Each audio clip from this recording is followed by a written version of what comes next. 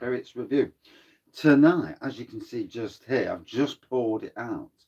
And this is the Space Hopper DIPA, Double India Pale Ale. One of the, I suppose you could call it a kit that comes with the Pinter. Obviously now they've moved on to the Pinter 2, and I haven't bothered. One, they've doubled the price. Yeah, they've got some hop thing going off, but they've doubled the price. They've upped the cost of the beer kits. They've charging for postage and packaging now. And bear in mind, you're only getting 9 pints in a kit.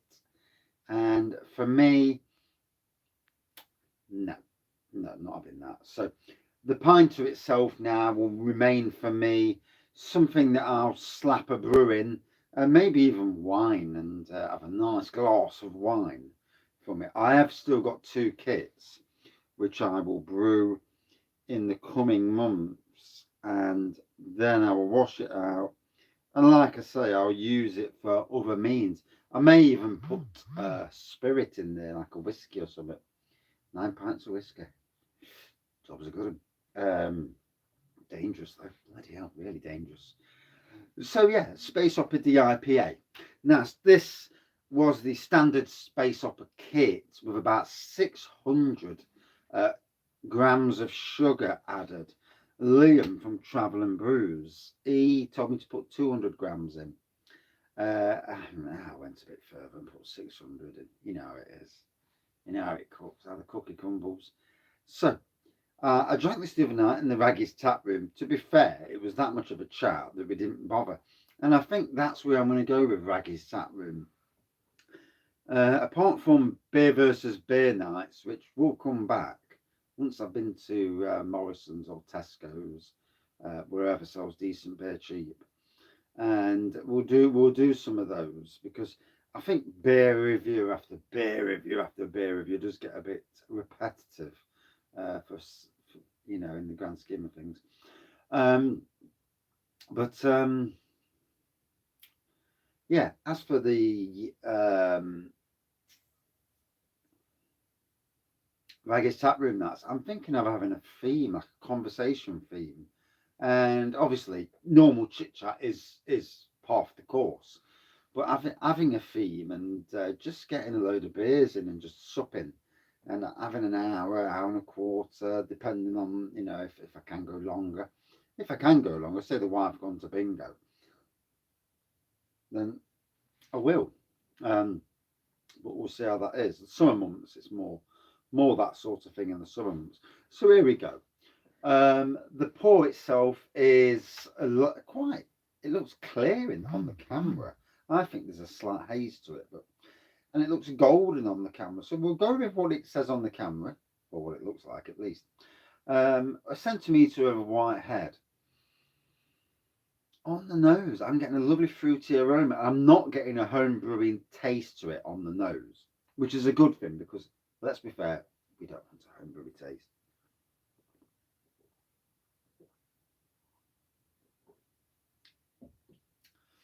Not getting sugar, that would be the worst. The one thing with adding sugar, you increase ABV, but then there's always the chance that the sugar is not going to ferment out. That can cause issues, as you can imagine. I am going to do some oh god, it's cold. I am going to do some more homebrew kits soon, probably sometime in February, once I've got rid of all the homebrew stuff and other stuff that I'm doing at the moment. I'm definitely going down Imperial Avenue. Oh yeah, Wraggys Imperial Avenue. Yeah. And I'm either going to go plum or I'm going butterscotch, but we'll see how it cooks at the time. I've watched other breweries, some big breweries doing their Imperials, and I've got to be honest, whilst there are some amazing beers out there, there are also some that once are amazing. And there's a recent beer that I've reviewed, and whilst I loved it the very first time I drank it, wasn't overly inspired. Next time I had it in can, and then the third time I had it in can, it was a bit better than the second time, but it still wasn't that impressive a beer as it was the very first time it was brewed. And I do wonder sometimes, you know, I've brewed some, I did Love Brewing's Imperial Russian Stout kit last Christmas, not this Christmas, last Christmas. And it was absolutely unbelievable. The taste was just out of this world. And to get 40 pints of that again, a quid a pint, a quid for a pint of Imperial, you can't fault it. You really can't. And I'm going to add flavour to it, so it's not just standard. But I'd even go so far as having 2 brew kits, doing 2 brews of it, because you don't need no sugar. So once you bought the kit, you can do 2. And I tell you what, I'm contemplating just going bang in and doing 2. I am. I'm doing one as a standard Imperial Russian, and then one as a Wraggy Avenue. Bump the shite in Muscovado sugar to increase ABV, not standard sugar. Muscovado sugar, and then either butterscotch or plum. The 2 varieties I fancy doing. I've done the Imperial Ginger barley wine. I did appreciate that. I did love it. And then even saying that, just going and doing another barley wine kit. You know, I may even do that.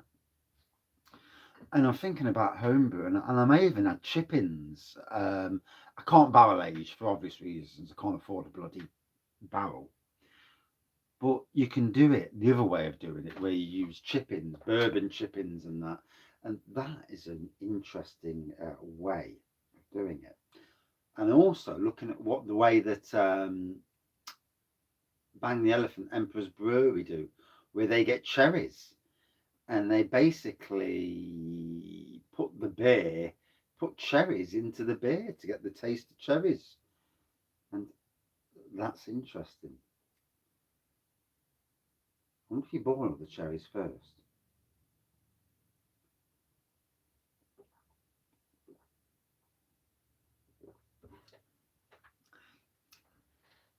I definitely want to do more big beers myself. I like the stronger beers, and as long as I don't go silly drinking them, and you know, moderation.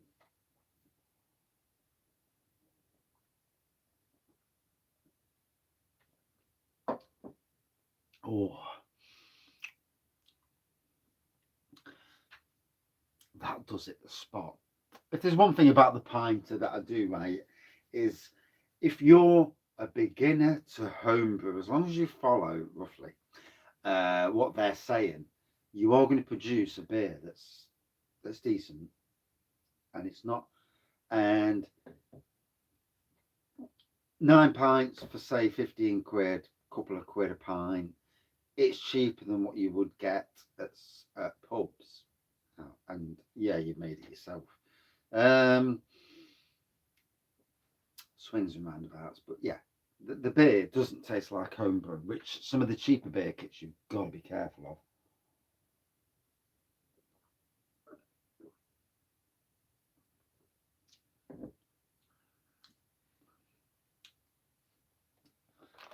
I mean, this year also, I'm thinking of like I've said previously, um, I'm thinking of pushing the boundaries with regards to I forgot what I was going to say now, bastard. Pushing the boundaries with regards to oh, you swine. No. Oh, with grain brewing as well, and going down that route. But I think I might wait for my wife to get me it for my birthday. So I'll feed her the information. and then it's up to her what she does. She can deal with. I've got a supplier near me who can do it. Go the cheapest route possible for me to go grain. Oh yeah, I'm going grain. Oof. But the next evolution of the Wraggys Brewery, Wraggys Beer Room / Brewery. You know it's coming. I'm gonna build down here. So I've got the DVD wall that side. I've got all my computers this side, TV, bits and bobs. I've got the wood to do this whole stretch, getting rid of some of this crap down there that the wife's dumped. That's going back up the house, and basically turning it into a mini brewery.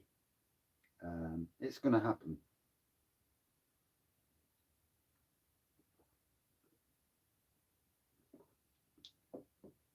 Especially in the summer months when it's warmer in here, and naturally it's a good place to brew stuff. Certainly from April to May and beginning of June. After June, July and August, bit too wham. But yeah, if there's one thing I've learnt this winter is that I've not been brewing enough, and hence that I'm only really drinking now my booze, and doing beer reviews that way rather than just get myself a pint of homebrew, and that's why I'm on this. I just fancied something a bit different.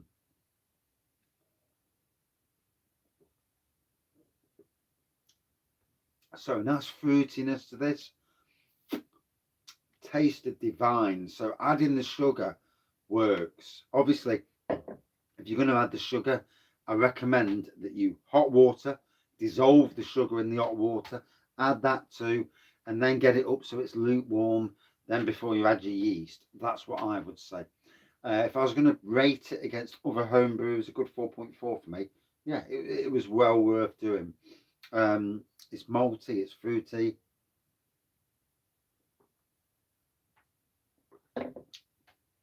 It's hit the spot. Can't ask for any more than that.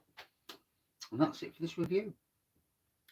Bit different. Normally just me yakking really, but there you go. See everyone later. Cheers. Hope you have a good night. I'm now going to sit upstairs, watch some TV and chill. Cheers.